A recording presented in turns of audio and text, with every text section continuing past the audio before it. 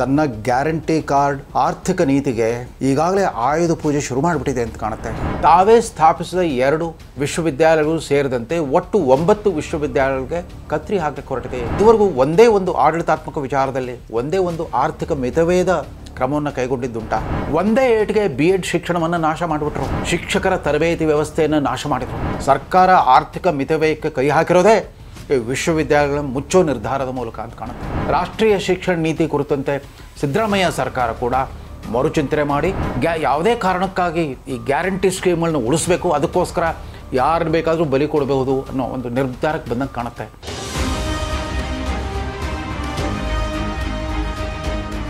ಕಾಂಗ್ರೆಸ್ ಶಿಕ್ಷಣ ನೀತಿ ವಿಶ್ವವಿದ್ಯಾಲಯಗಳ ವಿಸರ್ಜನೆ, ಈ ಶೀರ್ಷಿಕೆಯ ಪರಿಣಾಮವೇನು ಅಂತ ಈಗಾಗಲೇ ತಾವು ದಿನಪತ್ರಿಕೆಗಳು ಮತ್ತು ಸುದ್ದಿವಾಹಿನಿಗಳಲ್ಲಿ ಗಮನಿಸಿದ್ದೀರಿ. ಕರ್ನಾಟಕ ರಾಜ್ಯದ ಕಾಂಗ್ರೆಸ್ ಆಡಳಿತ ನಿಕಟಪೂರ್ವ ಸರ್ಕಾರ ಸ್ಥಾಪಿಸಿದ್ದ ಒಟ್ಟು 7 ವಿಶ್ವವಿದ್ಯಾಲಯಗಳ ಪೈಕಿ 7ಕ್ಕೆ 7 ಮುಚ್ಚೋ ನಿರ್ಧಾರವನ್ನು ಕೈಗೊಂಡಿದೆ. ಜೊತೆಗೆ ತನ್ನದೇ ಅಧಿಕಾರಾವಧಿಯಲ್ಲಿ ಸ್ಥಾಪಿಸಿದ್ದ 2 ವಿಶ್ವವಿದ್ಯಾಲಯಗಳನ್ನು ಕೂಡ ಮುಚ್ಚೋ ನಿರ್ಧಾರ ಕೈಗೊಂಡಿದೆ. ಅಂದರೆ ಕಳೆದ 1.5 ವರ್ಷದಿಂದ ಇಡೀ ರಾಷ್ಟ್ರಾದ್ಯಂತ ಕಂಪನವನ್ನೆಬ್ಬಿಸಿದ ತನ್ನ ಗ್ಯಾರಂಟಿ ಕಾರ್ಡ್ ಆರ್ಥಿಕ ನೀತಿಗೆ ಈಗಾಗಲೇ ಆಯುಧ ಪೂಜೆ ಶುರು ಮಾಡಿಬಿಟ್ಟಿದೆ ಅಂತ ಕಾಣುತ್ತೆ. ಒಂದೊಂದೇ ಇಲಾಖೆಗಳನ್ನು ಒಂದೊಂದೇ ಸಂಸ್ಥೆಗಳನ್ನು ಬಲಿಪಶು ಮಾಡಲಿಕ್ಕೆ ಹೊರಟಿದೆ ಅಂತ ಕಾಣುತ್ತೆ ಈ ಸರ್ಕಾರ. ಮೊದಲನೇದಾಗಿ ಅಧಿಕಾರಕ್ಕೆ ಬಂದಾಕ್ಷಣ 2023ರ ಜೂನ್ನಲ್ಲೇ ತಮ್ಮ ಪ್ರಪ್ರಥಮ ಬಜೆಟ್ನಲ್ಲೇ ಆಗ ತಾನೇ ಜಾರಿಗೊಳಿಸಲ್ಪಟ್ಟಿದ್ದ ಕೇವಲ 3 ವರ್ಷದ ಅವಧಿಗೆ ಅನುಷ್ಠಾನಗೊಂಡಿದ್ದ ರಾಷ್ಟ್ರೀಯ ಶಿಕ್ಷಣ ನೀತಿಯನ್ನು ಧಿಕ್ಕರಿಸಿಬಿಡ್ತು ಕರ್ನಾಟಕ ಸರ್ಕಾರ. ಅದು ಕೇವಲ ಮೋದಿ ರೂಪಿಸಿದ ಶಿಕ್ಷಣ ನೀತಿಯನ್ನು ಏಕೈಕ ಕಾರಣಕ್ಕಾಗಿ ನಮಗೆ ರಾಷ್ಟ್ರೀಯ ಶಿಕ್ಷಣ ನೀತಿ ಬೇಡ, ನಾವು ರಾಜ್ಯ ಶಿಕ್ಷಣ ನೀತಿಯನ್ನು ರೂಪಿಸ್ತೇವೆ ಅಂತ ಹೇಳಿಬಿಟ್ಟು ಮಹಾರಾಷ್ಟ್ರ ರಾಜ್ಯದಿಂದ ಒಬ್ಬ ಎರವಲು ವಿದ್ವಾಂಸರನ್ನು ಕರ್ಕೊಂಬಂದರು. ಡಾಕ್ಟರ್ ಸುಖದೇವ್ ಥೋರತ್, ವಿಶ್ವವಿದ್ಯಾಲಯ ಅನುದಾನ ಆಯೋಗ UGCಯ ಮಾಜಿ ಚೇರ್ಮನ್ ಡಾಕ್ಟರ್ ಸುಖದೇವ್ ಥೋರತ್ ಅಧ್ಯಕ್ಷತೆಯಲ್ಲಿ ಕೆಲವು ಲೋಕಲ್ ಬುದ್ಧಿಜೀವಿಗಳು ಮತ್ತು ಕೆಲವು ಹೊರ ರಾಜ್ಯದ ಬುದ್ಧಿಜೀವಿಗಳನ್ನು ಸೇರಿಸ್ಬಿಟ್ಟು ಒಂದು ಸಮಿತಿ ಮಾಡಿದರು.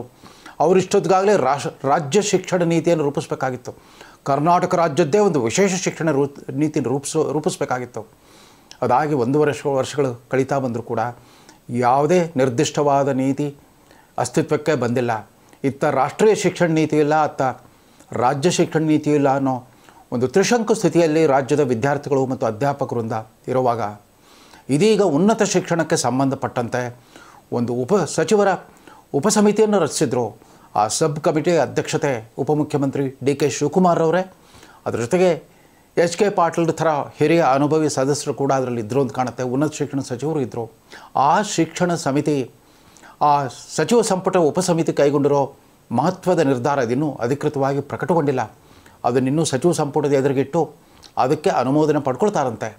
ಏನು ಅಂತಂದರೆ, ಹಿಂದಿನ ಸರ್ಕಾರದ ಅವಧಿಯಲ್ಲಿ BJP ಸರ್ಕಾರದ ಅವಧಿಯಲ್ಲಿ ಸ್ಥಾಪನೆಯಾದ 10 ವಿಶ್ವವಿದ್ಯಾಲಯಗಳ ಪೈಕಿ 9ನ್ನು ಮುಚ್ಚಿಸ್ತೇವೆ ಅಂತಂದ್ಬಿಟ್ಟು ಈ ಮುಚ್ಚಲ್ಪಡುವ ಅಂದರೆ ಬೀಗ ಹಾಕಲಿರುವ ಈ 9 ವಿಶ್ವವಿದ್ಯಾಲಯಗಳ ಪೈಕಿ 2ನ್ನು ತಾನೇ ಸ್ಥಾಪನೆ ಮಾಡಿದ್ದು ಅನ್ನೋದನ್ನೇ ಮರೆತು ಬಿಟ್ಟಿದೆ ಈ ಸರ್ಕಾರ.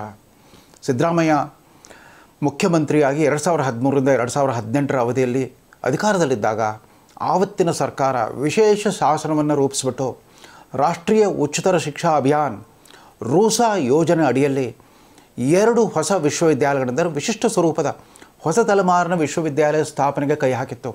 ಅದರಲ್ಲಿ ಒಂದು ಬೆಂಗಳೂರಿನ ಮಹಾರಾಣಿ ಕ್ಲಸ್ಟರ್ ವಿಶ್ವವಿದ್ಯಾಲಯ, ಮತ್ತೊಂದು ಮಂಡ್ಯದ ಏಕಾತ್ಮಕ ವಿಶ್ವವಿದ್ಯಾಲಯ ಮಂಡ್ಯ ಯೂನಿಟರಿ ಯೂನಿವರ್ಸಿಟಿ.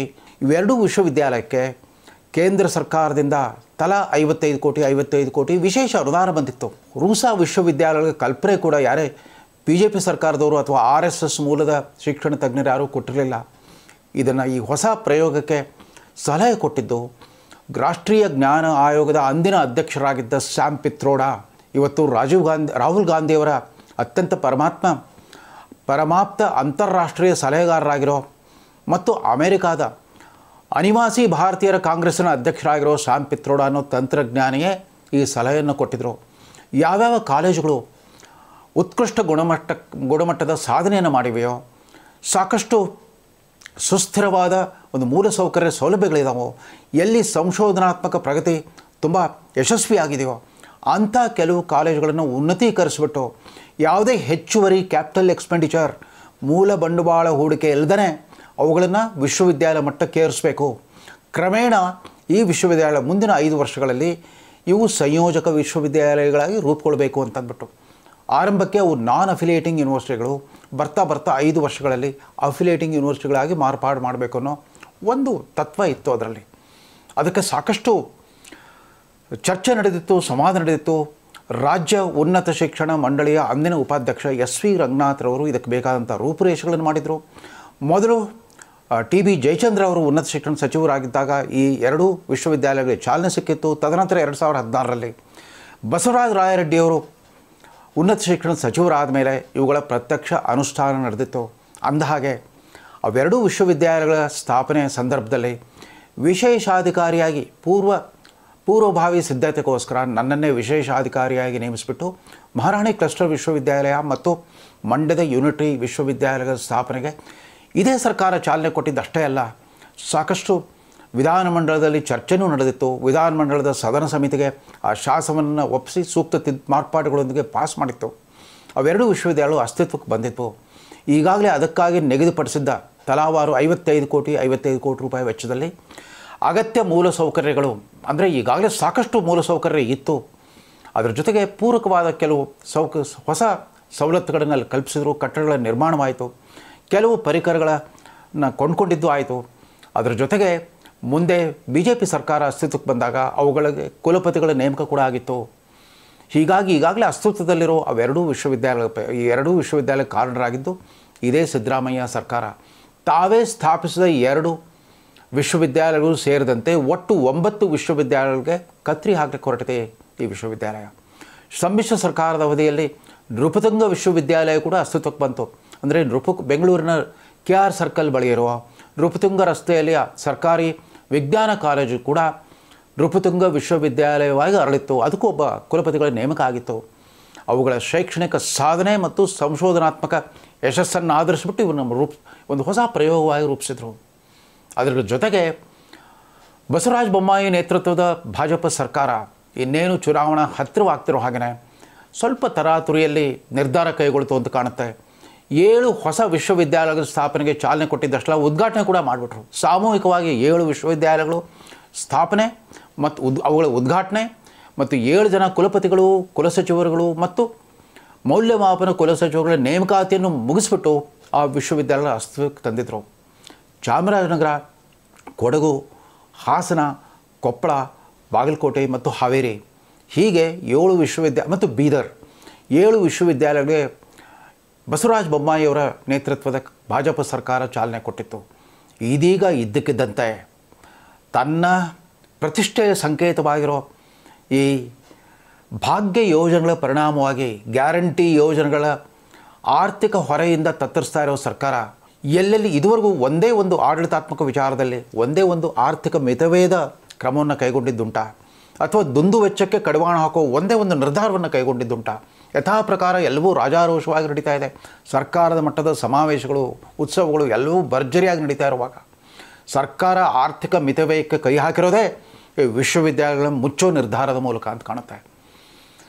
ಚಾಮರಾಜನಗರ, ಕೊಡಗು, ಕೊಪ್ಪಳ, ಹಾವೇರಿ, ಬಾಗಲಕೋಟೆ ಮುಂತಾದ ಕಡೆ ಅಲ್ಲಿನ ಜನರ ಬಹುದಿನಗಳ ಬೇಡಿಕೆ ಆಗಿತ್ತು.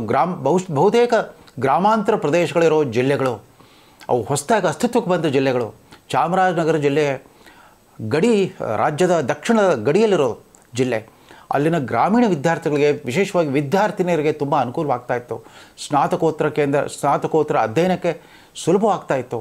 ಇನ್ನು ಕೊಡಗು ಜಿಲ್ಲೆ, ಕೊಡಗಿನ ಜನ ಅವರ ಸಾಂಸ್ಕೃತಿಕ ಹಿನ್ನೆಲೆ ಮತ್ತು ಐತಿಹ್ಯಕ್ಕೆ ತಕ್ಕಂತೆ ಯಾವುದೇ ಮುಖ್ಯವಾಹಿನಿಯಲ್ಲಿ ಬರಲಿಕ್ಕೆ ಸಾಧ್ಯವೇ ಆಗಿಲ್ಲ. ಕ್ಷೇತ್ರಗಳ ಪುನರ್ವಿಂಗಡಣೆ ಆದ ನಂತರವೂ ಕೂಡ ಕೊಡಗಿಗೆ ಒಂದು ಪ್ರತ್ಯೇಕ ಲೋಕಸಭಾ ಕ್ಷೇತ್ರದ ಸ್ಥಾನಮಾನ ಕೂಡ ಸಿಗಲಿಲ್ಲ. ಹೀಗಾಗಿ ರಾಜಕೀಯ ಅಸ್ಮಿತೆಗೋಸ್ಕರ ಕೊಡಗರು ಹೋರಾಟ ಮಾಡ್ತಾನೇ ಇರ್ತಾರೆ. ಅಪರೂಪಕ್ಕೊಮ್ಮೆ ಅಲ್ಲಿನ ಸರ್ಕಾರಿ ಕಾಲೇಜನ್ನು ವಿಶ್ವವಿದ್ಯಾಲಯವಾಗಿ ಮೇಲ್ದರ್ಜೆಗೇರಿಸಿದ್ದ BJP ಸರ್ಕಾರದ ನಿರ್ಧಾರವನ್ನು ಇವರು ವಾಪಸ್ ಪಡಿತಾರೆ ಅಂತಂದರೆ ಅಲ್ಲಿನ ಜನಕ್ಕೆ ಎಂಥ ಆಘಾತವಾದೀತು, ಅಲ್ಲಿನ ಶೈಕ್ಷಣಿಕ ಹಿತಾಸಕ್ತಿಗೆ ಎಂಥ ಧಕ್ಕೆ ಆದೀತು. ಜೊತೆಗೆ ಮಂಡ್ಯ ಯೂನಿಟಿ ಯೂನಿವರ್ಸಿಟಿ, ಇದನ್ನು ನಾನು ವಿಶೇಷಾಧಿಕಾರಿಯಾಗಿ ಅದರ ಸಂಸ್ಥಾಪನಾ ಪ್ರಕ್ರಿಯೆ ನಡೆಸಿದಾಗ ಆವತ್ತು ದಿವಂಗತ ಅಂಬರೀಷ್ ರವರೇ ಅಲ್ಲಿನ ಶಾಸಕರಾಗಿದ್ದರು. ಹೀಗಾಗಿ ಕಾಲೇಜು ಅಭಿವೃದ್ಧಿ ಮಂಡಳಿಯ ಅಧ್ಯಕ್ಷರಾಗಿ ಅವರ ಅಧ್ಯಕ್ಷತೆಯಲ್ಲಿ ನಡೆದ ಒಂದು ವಿಶೇಷ ಸಭೆಯಲ್ಲೇ ಒಂದು ನಿರ್ಣಯವನ್ನು ಪಾಸ್ ಮಾಡಿಬಿಟ್ಟು ಮಂಡ್ಯ ಸರ್ಕಾರಿ ಕಲಾ ವಿಜ್ಞಾನ ಮತ್ತು ವಾಣಿಜ್ಯ ಕಾಲೇಜನ್ನು ಮಂಡ್ಯ ಏಕಾತ್ಮಕ ವಿಶ್ವವಿದ್ಯಾಲಯ ಆಗಿ ಮೇಲ್ದರ್ಜೆಗೆ ಏರಿಸೋ ನಿರ್ಣಯವನ್ನು ಪಾಸ್ ಮಾಡಿಬಿಟ್ಟು ರಾಜ್ಯ ಸರ್ಕಾರಕ್ಕೆ ಕಳಿಸ್ಕೊಟ್ಟಿದ್ದಾಗಿತ್ತು. ಇವತ್ತು ಅದು ಬರ್ತಾ ಅದೊಂದು ಸಂಯೋಜಕ ವಿಶ್ವವಿದ್ಯಾಲಯಕ್ಕೆ ಮತ್ತಷ್ಟು ಮೇಲ್ದರ್ಜೆಗೆ ಏರಿಸಿದ್ರು. ಅಂದರೆ ಮೊದಲು ಮೈಸೂರು ವಿಶ್ವವಿದ್ಯಾಲಯ ವ್ಯಾಪ್ತಿಗೆ ಬರ್ತಾಯಿತ್ತು, ಅದನ್ನು ಅಫಿಲಿಯೇಟಿಂಗ್ ಯೂನಿವರ್ಸಿಟಿಯಾಗಿ ಮತ್ತಷ್ಟು ಉನ್ನತ ಸ್ತರಕ್ಕೆ ಏರಿಸಿದ್ರು. ಅಲ್ಲಿನ ಸ್ಥಳೀಯ ರಾಜಕಾರಣಿಗಳ ಅವರ ಒಂದು ಚಾಣಾಕ್ಷತೆಯಿಂದ ಅದು ಕೂಡ ಸಾಧ್ಯವಾಗಿತ್ತು. ಇದೀಗ ಮಂಡ್ಯ ವಿಶ್ವವಿದ್ಯಾಲಯ ಕೂಡ ಬೀಗ ಹಾಕಿಸೋ ಅಂದರೆ ಮತ್ತೆ ಅದನ್ನು ಹಿಂಬಡ್ತಿ ಕೊಡೋ ನಿರ್ಧಾರವನ್ನು ಕೈಗೊಳ್ತಾ ಇದೆ ಈ ಸರ್ಕಾರ. ಮಂಡ್ಯ ವಿಶ್ವವಿದ್ಯಾಲಯವನ್ನು ಮತ್ತೆ ಕಾಲೇಜು ದರ್ಜೆಗೆ ಹಿಂಬಡ್ತಿ ಕೊಟ್ಬಿಟ್ಟು ಮೈಸೂರು ವಿಶ್ವವಿದ್ಯಾಲಯದ ವ್ಯಾಪ್ತಿಗೆ ಸೇರಿಸ್ಬಿಡೋದು. ಮಹಾರಾಣಿ ಕ್ಲಸ್ಟರ್ ವಿಶ್ವವಿದ್ಯಾಲಯವನ್ನು ಬೆಂಗಳೂರು ಕೇಂದ್ರೀಯ ವಿಶ್ವವಿದ್ಯಾಲಯಕ್ಕೆ ವಾಪಸ್ ಒಪ್ಪಿಸ್ಬಿಡೋದು. ಅದೇ ರೀತಿ ನೃಪತುಂಗ ವಿಶ್ವವಿದ್ಯಾಲಯ, ಇನ್ನು ಹಾವೇರಿ ವಿಶ್ವವಿದ್ಯಾಲಯವನ್ನು ಬಹುಶಃ ಕರ್ನಾಟಕ ವಿಶ್ವವಿದ್ಯಾಲಯ ಧಾರವಾಡ ಮತ್ತು ಕೊಪ್ಪಳ ವಿಶ್ವವಿದ್ಯಾಲಯವನ್ನು ಕಲಬುರಗಿ ವಿಶ್ವವಿದ್ಯಾಲಯಕ್ಕೆ ಅಥವಾ ರಾಯಚೂರು ವಿಶ್ವವಿದ್ಯಾಲಯಕ್ಕೆ ಸೇರಿಸ್ಬಿಡ್ತಾರೆ ಅಂತ ಕಾಣುತ್ತೆ. ಆದರೆ ಅದ್ಯಾಕೋ ಯಾವ ಕಾರಣದಿಂದನೋ ಏನೋ ಬೀದರ್ ವಿಶ್ವವಿದ್ಯಾಲಯ ಸುಮಾರು 125 ಸಂಯೋಜಿತ ಕಾಲೇಜುಗಳಿರೋದ್ರಿಂದ ಅದು ಅತ್ಯುತ್ತಮವಾಗಿ ನಡೀತಾ ಇದೆ. ಅದಕ್ಕೆ ಯಾವುದೇ ಆರ್ಥಿಕ ಬಿಕ್ಕಟ್ಟು ಬಂದಿಲ್ಲ, ಅದನ್ನು ಮಾತ್ರ ಉಳಿಸ್ಕೊಳ್ತೇವೆ ಅನ್ನೋ ಒಂದು ನಿರ್ಧಾರವನ್ನು ಮಾಡಿದ್ದಾರೆ. ಯಾವಾಗ ಕಾಂಗ್ರೆಸ್ ಸರ್ಕಾರ ಅಸ್ತಿತ್ವಕ್ಕೆ ಬರುತ್ತೋ ಆಗೆಲ್ಲ ಶಿಕ್ಷಣ ನೀತಿಗೆ ಶಿಕ್ಷಣ ವ್ಯವಸ್ಥೆಯಲ್ಲಿ ಕೈ ಆಡಿಸೋ ಒಂದು ಪದ್ಧತಿ ಮೊದಲಿಂದ ಬಂದಿದೆ. 1999ರಿಂದ 2004ರವರೆಗೆ ಅಸ್ತಿತ್ವದಲ್ಲಿದ್ದ ಎಸ್ ಎಂ ಕೃಷ್ಣ ಸರ್ಕಾರ ಬೆಂಗಳೂರನ್ನೇನೋ ಒಂದು ಸಿಲಿಕಾನ್ ಸಿಟಿಯಾಗಿ ಮಾರ್ಪಡಿಸಿಬಿಡ್ತು. ತಂತ್ರಜ್ಞಾನ ಮತ್ತು ಬಂಡವಾಳ ಹೂಡಿಕೆಯಲ್ಲಿ ಒಂದು ಇಡೀ ರಾಷ್ಟ್ರ ಮಟ್ಟದಲ್ಲಿ ಒಂದು ದಾಖಲೆಯನ್ನು ಸ್ಥಾಪಿಸಿತ್ತು ನಿಜ. ಆದರೆ ಯಾವಾಗ ಅವರ ರಾಜಕೀಯ ಆತ್ಮವಿಶ್ವಾಸ ಹೆಚ್ಚಾಯಿತೋ ಅವಧಿ ಪೂರ್ವ ಅಸೆಂಬ್ಲಿ ಚುನಾವಣೆಗೆ ಹೋಗೋ ನಿರ್ಧಾರವನ್ನು ಕೈಗೊಂಡರು ಎಸ್ ಎಂ ಕೃಷ್ಣ. ಆ ಅವಧಿಯಲ್ಲಿ ಇದೇ ರೀತಿ ಸಚಿವ ಸಂಪುಟದ ಉಪಸಮಿತಿ ಮಾಡಿಬಿಟ್ಟು ಆವತ್ತಿನ ಕ್ಯಾಬಿನೆಟ್ ಸಚಿವರಾಗಿದ್ದ ಡಿ ಕೆ ಶಿವಕುಮಾರ್ ಅಧ್ಯಕ್ಷತೆಯ ಉಪಸಮಿತಿ ಒಂದು ನರ್ಸಿಂಗ್ ಕಾಲೇಜಿಗೆ ಸಂಬಂಧಪಟ್ಟಂತೆ ಮತ್ತೊಂದು BEd ಕಾಲೇಜಿಗೆ ಸಂಬಂಧಪಟ್ಟಂತೆ ಆವತ್ತಿನ ವೈದ್ಯಕೀಯ ಶಿಕ್ಷಣ ಸಚಿವ ಮಾಲಕ್ ರೆಡ್ಡಿ ಮತ್ತು ಉನ್ನತ ಶಿಕ್ಷಣ ಸಚಿವ ಡಾಕ್ಟರ್ ಜಿ ಪರಮೇಶ್ವರ್ ಇವೆರಡೂ ಉಪಸಮಿತಿಗಳ ಸದಸ್ಯರಾಗಿದ್ದರು. ಇವರು ಮಾಡಿದ್ದೇನು, ಇವತ್ತು ವಿಶ್ವವಿದ್ಯಾಲಯ ಮುಚ್ಚಲಿಕ್ಕೆ ಹೊರಟಿರೋ ಇದೇ ಡಿ ಕೆ ಶಿವಕುಮಾರ್ ಅಧ್ಯಕ್ಷತೆಯ ಉಪಸಮಿತಿ ಅವತ್ತು ಬೇಕಾಬಿಟ್ಟಿಯಾಗಿ ನೂರಾರು ಸಂಖ್ಯೆಯಲ್ಲಿ BEd ಮತ್ತು ನರ್ಸಿಂಗ್ ಕಾಲೇಜುಗಳನ್ನ ಕೊಡ್ತಾ ಬಂದ್ಬಿಡ್ತು. ಅವತ್ತೆಲ್ಲ ಕಾಂಗ್ರೆಸ್ಸಿಗರೇ ತಮಾಷೆಯಾಗಿ ಆಡ್ಕೊಳ್ತಾ ಇದ್ರು, ಇದೇನೋ ಒಂದು ಕ್ಯಾಶ್ ಆ್ಯಂಡ್ ಕ್ಯಾರಿ ವ್ಯವಸ್ಥೆ ಅಂತಂದ್ಬಿಟ್ಟು ದುಡ್ಡು ಕೊಟ್ಟವ್ರಿಗೆ ಒಂಥರ ಹರಾಜಿನ ರೀತಿಯಲ್ಲಿ ಕೊಡ್ತಾ ಬಂದುಬಿಟ್ರು.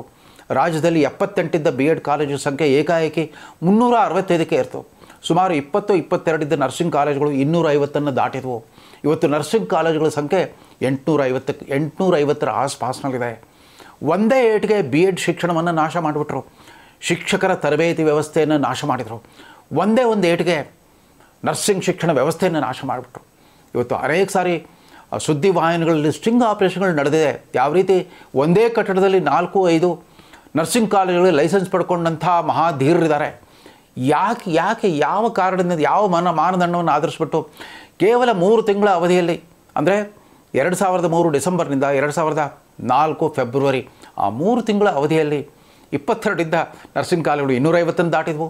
78 ಇದ್ದ BEd ಕಾಲೇಜುಗಳು 365ಕ್ಕೆ ತಲುಪಿಟ್ಟು ಗಲ್ಲಿಗೊಂದು BEd ಕಾಲೇಜು, ಗಲ್ಲಿಗೊಂದು ನರ್ಸಿಂಗ್ ಕಾಲೇಜು, ನರ್ಸಿಂಗ್ ಸ್ಕೂಲ್ ಸ್ಥಾಪನೆ ಮಾಡಿಕೊಟ್ಟಿದ್ರಲ್ಲ. ಇದೀಗ ತಾವು ಮತ್ತು ತದನಂತರದ ಸರ್ಕಾರ ತಮ್ಮ ಉತ್ತರಾಧಿಕಾರಿ ಸರ್ಕಾರ ನೇಮಿಸಿದ ವಿಶ್ವವಿದ್ಯಾಲಯ ಮುಚ್ಚಲಿಕ್ಕೆ ಹೊರಟಿದ್ದಾರೆ. ಅಂದರೆ ಯಾವುದೇ ಕಾರಣಕ್ಕಾಗಿ ಈ ಗ್ಯಾರಂಟಿ ಸ್ಕೀಮ್ಗಳನ್ನ ಉಳಿಸ್ಬೇಕು, ಅದಕ್ಕೋಸ್ಕರ ಯಾರನ್ನು ಬೇಕಾದರೂ ಬಲಿ ಕೊಡಬಹುದು ಅನ್ನೋ ಒಂದು ನಿರ್ಧಾರಕ್ಕೆ ಬಂದಂಗೆ ಕಾಣುತ್ತೆ. ಯಾವ ರೀತಿ ಅಮೆರಿಕದ ನೂತನ ಅಧ್ಯಕ್ಷ ಟ್ರಂಪ್ ಆರಂಭದಲ್ಲೇ ತಮ್ಮ ಅತ್ಯಾಪ್ತ ಸಲಹೆಗಾರ ಮತ್ತು ಪ್ರಪಂಚದ ಅತ್ಯಂತ ಶ್ರೀಮಂತ ಉದ್ಯಮದಾರ ಎಲಾನ್ ಮಸ್ಕ್ರನ್ನು ಆಡಳಿತ ಸುಧಾರಣಾ ವ್ಯವಸ್ಥೆಯ ನಿರ್ವಾಹಕರನ್ನಾಗಿ ನೇಮಿಸಿಬಿಟ್ಟಿದ್ದಾರೋ, ಅವರು ಸಾವಿರಾರು ಸಂಖ್ಯೆಯಲ್ಲಿ ಸರ್ಕಾರಿ ಇಲಾಖೆಗಳನ್ನು ಮುಚ್ಚುತ್ತಾ ಇದ್ದಾರೆ. ಅಲ್ಲಿನ ಶಿಕ್ಷಣ ಇಲಾಖೆಯನ್ನೇ ಸ್ಥಗಿತಗೊಳಿಸೋ ತೀರ್ಮಾನ ಕೈಗೊಂಡ್ಬಿಟ್ಟಿದ್ದಾರೆ. ಬಹುಶಃ ಟ್ರಂಪ್ ಹಾದಿಯಲ್ಲಿ ಹೊರಟಿರೋಂಗೆ ಕಾಣುತ್ತೆ ಸಿದ್ದರಾಮಯ್ಯ ನೇತೃತ್ವದ ಸರ್ಕಾರ. ಉಪಮುಖ್ಯಮಂತ್ರಿ ಡಿ ಕೆ ಶಿವಕುಮಾರ್ ಅಧ್ಯಕ್ಷತೆಯ ಉಪಸಮಿತಿ ಮತ್ತೊಮ್ಮೆ ತಾನು ಶಿಫಾರಸು ಮಾಡಲಿರುವ ಆ ತೀರ್ಮಾನದ ಬಗ್ಗೆ ಸ್ವಲ್ಪ ಆತ್ಮಾವಲೋಕನ ಮಾಡಿಕೊಳ್ಳಿ, ಮತ್ತಷ್ಟು ಕಾಲಾವಕಾಶವನ್ನು ಕೊಡಿ, ಇಡೀ ವಿಚಾರದ ಬಗ್ಗೆ ಸಾರ್ವಜನಿಕ ಚರ್ಚೆ ಮತ್ತು ಸಂವಾದಕ್ಕೆ ಅವಕಾಶ ಕೊಡಲಿ, ತಜ್ಞರ ಅಭಿಪ್ರಾಯವನ್ನು ಪಡ್ಕೊಳ್ಳಿ. ಇದ್ರ ಮಧ್ಯೆ ಸುಮ್ಮನೆ ರಾಷ್ಟ್ರೀಯ ಶಿಕ್ಷಣ ನೀತಿಯನ್ನು ತಿರಸ್ಕರಿಸಿದ್ರಲ್ಲ, ಪರ್ಯಾಯ ವ್ಯವಸ್ಥೆನಾದರೂ ತಂದಿದ್ದೀರಾ? ಇಲ್ಲ. ಇದರಿಂದಾಗಿ ಕೇಂದ್ರ ಉನ್ನತ ಶಿಕ್ಷಣ ಇಲಾಖೆಯಿಂದ ಅಂದರೆ ವಿಶ್ವವಿದ್ಯಾಲಯ ಅನುದಾನ ಆಯೋಗದಿಂದ ಬರಬೇಕಾಗಿದ್ದ ಅನೇಕ ಅನುದಾನಗಳಿಗೆ ಕಡಿವಾಣ ಬಿದ್ದಂಗೆ ಆಗಿಬಿಟ್ಟಿದೆ. ರಾಜ್ಯದ ವಿಶ್ವವಿದ್ಯಾಲಯ ಅದರಿಂದ ಬವಣೆಯನ್ನು ಅನುಭವಿಸ್ತಾ ಇದ್ದಾರೆ. ಅಂದಾಗೆ ಇವರಿಗೆ ಮುಚ್ಚಲಿಕ್ಕೆ ಹೊರಟಿರೋ ಮಹಾರಾಣಿ ಕ್ಲಸ್ಟರ್ ವಿಶ್ವವಿದ್ಯಾಲಯಕ್ಕೆ ಮೊದಲಿನ 55 ಕೋಟಿ ಮೂಲಸೌಕರ್ಯದ ಹೊರತುಪಡಿಸಿ ಮತ್ತೆ ಪ್ರಧಾನಮಂತ್ರಿ ಉಚ್ಚತರ ಶಿಕ್ಷಾ ಅಭಿಯಾನ್ ಕಾರ್ಯಕ್ರಮದ ಅಡಿಯಲ್ಲಿ ಮತ್ತೆ 20 ಕೋಟಿ ರೂಪಾಯಿ ಹೊಸ ಅನುದಾನ ಕೂಡ ಬಂದಿದೆ. ಅದೊಂದು ಪ್ರಗತಿ ಪಥದಲ್ಲಿ ಸಾಗಿರುವಾಗ ಈ ಸರ್ಕಾರದ ನಿರ್ಲಕ್ಷ್ಯದಿಂದ ಏನಾಗಿದೆ ಗೊತ್ತಾ? ಮಹಾರಾಣಿ ವಿಜ್ಞಾನ ಕಾಲೇಜು, ಮಹಾರಾಣಿ ಕಲಾ ಮತ್ತು ವಾಣಿಜ್ಯ ಕಾಲೇಜು ಮತ್ತು ಹೋಮ್ ಸೈನ್ಸ್ ಕಾಲೇಜು, ಇವು 3 ಕಾಲೇಜುಗಳ ಆ ಕ್ಲಸ್ಟರ್ ವಿಶ್ವವಿದ್ಯಾಲಯದ ಮೊದಲು ವಿದ್ಯಾರ್ಥಿನಿಯರ ಸಂಖ್ಯೆ 9,000 ಆಸ್ಪಾಸಲ್ಲಿದ್ದೈತಿ. ಇವತ್ತು ಕೇವಲ 3,500ಕ್ಕೆ ಇಳಿದುಬಿಟ್ಟಿದೆ. ಇವರೇನು ಮಾಡೋಕ್ಕೆ ಹೊರಟಿದ್ದಾರೆ ಈ ಸರ್ಕಾರ? ಅಲ್ಲಿ ಈ ವಿಶ್ವವಿದ್ಯಾಲಯ ಸ್ಥಾಪನೆ ಆದಮೇಲೆ ಆ ಹೊಸ ವಿಶ್ವವಿದ್ಯಾಲಯಗಳೇನಿದೆ, ಕುಲಪತಿಗಳ ಸಂಬಳ ಬಿಟ್ಟು ಇನ್ಯಾರನ್ನೂ ನೇಮಕಾತಿ ಮಾಡೇ ಇಲ್ಲ. ಹೊಸ ವಿಭಾಗಗಳ ಸ್ಥಾಪನೆಗೂ ದುಡ್ಡಿಲ್ಲ, ಅತಿಥಿ ಉಪನ್ಯಾಸಕರ ಸಂಬಳಕ್ಕೂ ದುಡ್ಡಿಲ್ಲ. ಈ ಸ್ಥಿತಿಯನ್ನು ತಂದುಬಿಟ್ಟಿದ್ದಾರೆ. ಅವರೊಂದು ಕೊಡ್ತಾ ಇರೋ ಕಾರಣ, ಒಂದು ವಿಶ್ವವಿದ್ಯಾಲಯ ಅಂತಂದರೆ 200-300 ಎಕರೆ ಜಮೀನು ಬೇಕಾಗುತ್ತೆ, ಇತ್ಯಾದಿಯಾಗಿ ಏನೂ ಬೇಕಾಗಿಲ್ಲ. ನಾನು ಸಿಂಗಪುರಕ್ಕೆ ಹೋದಾಗ ಅಲ್ಲೊಂದು ಜಲಾನ್ ಬೆಸಾರ್ ಅಂತ ಒಂದು ಐತಿಹಾಸಿಕ ರಸ್ತೆ ಇದೆ. ಬೆಳಗಿನ ವ್ಯಾಯಾಮದ ಅಲ್ಲಿ ವಾಕಿಂಗ್ ಹೋದಾಗ ಗಮನಿಸಿದ್ದೇನು ಅಂತಂದರೆ, ಆ ರಸ್ತೆ ಆಸ್ಪಾಸಲ್ಲಿ ಬಹುಮಹಡಿ ಕಟ್ಟಡದಲ್ಲಿ 3 ವಿಶ್ವವಿದ್ಯಾಲಯಗಳಿದೆ. Singapore university of performing art, Singapore institute of management sciences, Singapore university of humanities and social sciences ಅಂತ 3 ವಿಶ್ವ ದರ್ಜೆ ವಿಶ್ವವಿದ್ಯಾಲಯಗಳನ್ನು ಒಂದೇ ರಸ್ತೆ ಆಸ್ಪಾಸಲ್ಲಿ ಕಟ್ಟಿದ್ದಾರೆ. ಅಲ್ಲಿ ಯಾವುದು ವಿಶಾಲವಾದ ಮೈದಾನ ಇಲ್ಲ, ದೊಡ್ಡ 300 ಎಕರೆ ಕ್ಯಾಂಪಸ್ಸು ಇಲ್ಲ. ವಿಶ್ವವಿದ್ಯಾಲಯ ಅಂದರೆ ಕೇವಲ ಕಟ್ಟಡಗಳಲ್ಲ, ಅಲ್ಲಿ ಕೆಲಸ ಮಾಡೋ ಅಧ್ಯಾಪಕರುಗಳ ಬೋಧನಾ ಗುಣಮಟ್ಟ, ಸಂಶೋಧನಾ ಗುಣಮಟ್ಟ ಮತ್ತು ಒಟ್ಟಾರೆ ಅಲ್ಲಿನ ಶೈಕ್ಷಣಿಕ ವಾತಾವರಣ, ಶೈಕ್ಷಣಿಕ ಶ್ರೇಷ್ಠತೆಗಾಗಿ ಅಲ್ಲಿ ತುಡಿತ ಇದೆಯೋ ಇಲ್ಲೋ ಅದು ಮುಖ್ಯವಾಗುತ್ತೆ ಹೊರತು ಕೇವಲ ಬಿಲ್ಡಿಂಗ್ಗಳನ್ನು ಕಟ್ಟಿಸೋದು, ಕ್ಯಾಂಪಸ್ಗಳನ್ನು ಮಾಡೋದು ಅದಲ್ಲ. ಅತ್ಯಂತ ವಿಷಾದನೀಯ ಸಂಗತಿ ಅಂತಂದರೆ, ರಾಷ್ಟ್ರೀಯ ಶಿಕ್ಷಣ ನೀತಿಯನ್ನು ಸರ್ಕಾರ ತಿರಸ್ಕರಿಸಿದ ಮೇಲೆ ಸೇವಾನಿರತ ಅಧ್ಯಾಪಕರ ಸಂಘಟನೆಗಳು ಯಾರೂ ಅದ್ರ ಬಗ್ಗೆ ಚಕಾರ ಎತ್ತಿಲ್ಲ, ಪ್ರತಿಭಟನೆ ಮಾಡುವವರೇ ಇಲ್ಲ. ಬಹುಶಃ ಈ ವಿಶ್ವವಿದ್ಯಾಲಯಗಳನ್ನ ಬಂದ್ ಮಾಡೋ, ಹಿಂಬಡ್ತಿ ಕೊಡೋ ನಿರ್ಧಾರಕ್ಕೂ ಕೂಡ ಯಾವುದೇ ಪ್ರತಿಭಟನೆ ಬರೋ ಹಾಗೆ ಕಾಣಿಸ್ತಾನೆ ಇಲ್ಲ. ಎಲ್ಲರೂ ಸೇವಾನಿರತ ಪ್ರಾಧ್ಯಾಪಕರುಗಳೆಲ್ಲ ತಮಗೆ ಸಿಕ್ಕಿರೋ ಆ ಕುಲಪತಿ ಹುದ್ದೆ, ಕುಲಸಚಿವರ ಹುದ್ದೆಗೆ ಅಂಟ್ಕೊಂಡ್ಬಿಟ್ರೆ ಸಾಕು, ತಾವು ಉಳ್ಕೊಂಡ್ರೆ ಸಾಕು, ಉಳಿದಂತೆ ವ್ಯವಸ್ಥೆ ನಾಶವಾದರೂ ಪರವಾಗಿಲ್ಲ ಅನ್ನೋ ಧೋರಣೆಯನ್ನು ಬಿಡಬೇಕು. ನಿಮಗೆ ಆ ಶೈಕ್ಷಣಿಕ ಸ್ವಾತಂತ್ರ್ಯ ಇದೆ, ವೈಚಾರಿಕ ಸ್ವಾತಂತ್ರ್ಯ ಇದೆ, ಅಭಿಪ್ರಾಯ ಸ್ವಾತಂತ್ರ್ಯ ಇದೆ.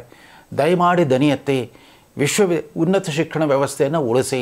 ರಾಷ್ಟ್ರೀಯ ಶಿಕ್ಷಣ ನೀತಿ ಕುರಿತಂತೆ ಸಿದ್ದರಾಮಯ್ಯ ಸರ್ಕಾರ ಕೂಡ ಮರುಚಿಂತನೆ ಮಾಡಿ ಒಕ್ಕೂಟ ರಾಜ್ಯ ವ್ಯವಸ್ಥೆಗೆ ಮಾರಕವಾಗಬಲ್ಲ ಯಾವುದೇ ತೀರ್ಮಾನ ಕೈಗೊಳ್ಳಬಾರದು ಅಂತ ಅರಿಕೆ ಮಾಡ್ತಾ ಈ ಸಂಚಿಕೆಯನ್ನು ಮುಗಿಸ್ತಾ ಇದ್ದೇನೆ. ನಮಸ್ಕಾರ.